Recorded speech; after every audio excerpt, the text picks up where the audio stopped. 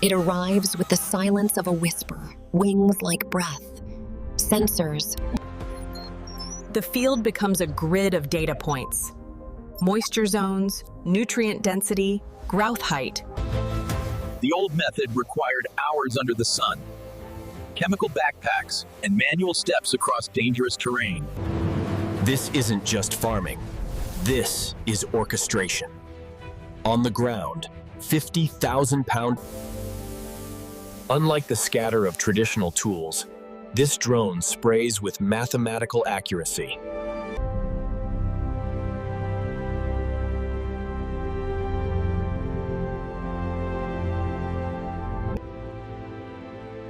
The children of farmers no longer flee the land. They return.